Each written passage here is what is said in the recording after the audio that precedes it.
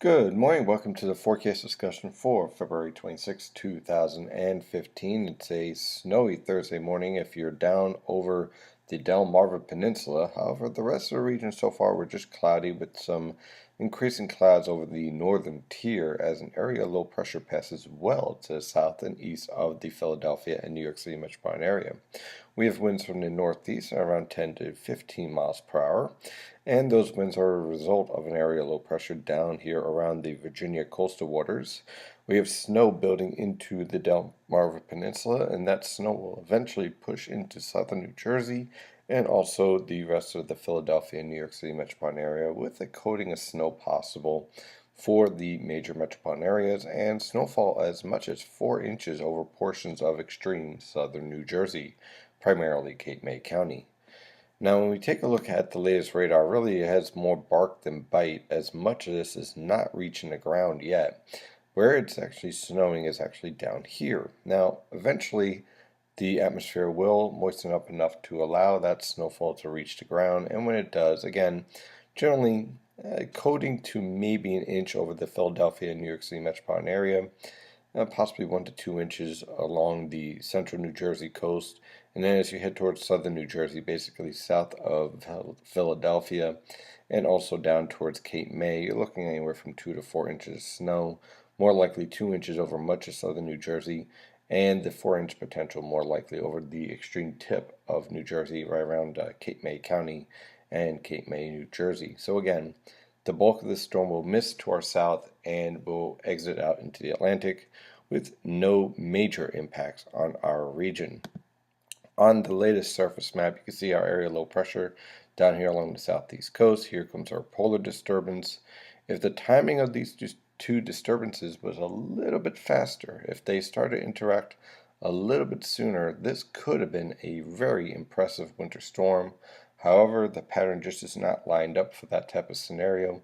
So as a result, this heads out into the Atlantic, and then this low pressure system follows, leading to some overcast cloud cover through tomorrow for the Philadelphia and New York City metropolitan area. Again, on the infrared satellite picture, you can see all the best lifting and dynamics are shifting off the coast. Now, if this was going to curl up the coast, what you would see is these yellows and oranges start to back build towards central Pennsylvania, and what you would see is kind of like this comet shape developing. But instead, what we're seeing is this just progressive push out into the Atlantic with no trends whatsoever further to the north other than what we're seeing this morning. On the latest European model guidance from the PennState-EWOL website, again for today we have our area low pressure exiting out into the region. Light snow and snow showers will be possible through about 4 p.m. today. For the most part, we're looking at a trace to an inch of snow in the major metropolitan areas, around 2 inches over central New Jersey, and around 4 inches over extreme southern New Jersey. Temperatures today will range from the lower to mid-20s, a few upper teens over portions of the far northern interior for highs as well. Again, overall cold. We should be around 43 to 47 degrees, not 20 to 22. So we're clearly well below normal for this time of year. High pressure will remain in control for Friday and for Saturday, with scattered clouds to clearing skies by Saturday.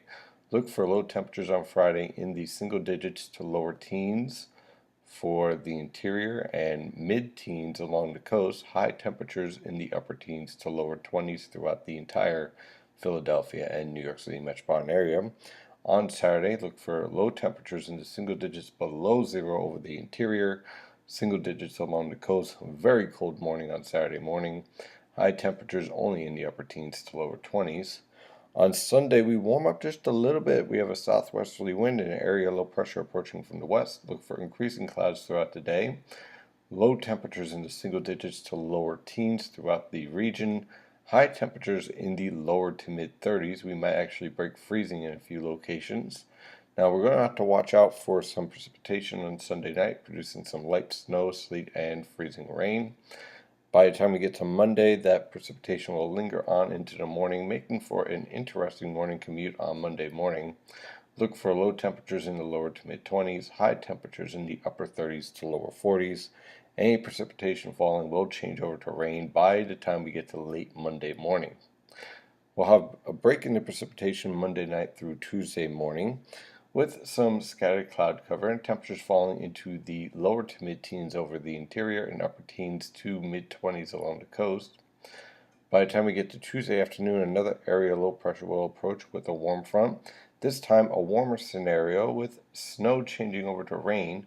We're looking for high temperatures in the lower to mid-30s. Low temperatures on Wednesday will basically range from the lower to mid-30s along the coast and upper 20s to lower 30s over the interior. That's pretty much going to be around midnight.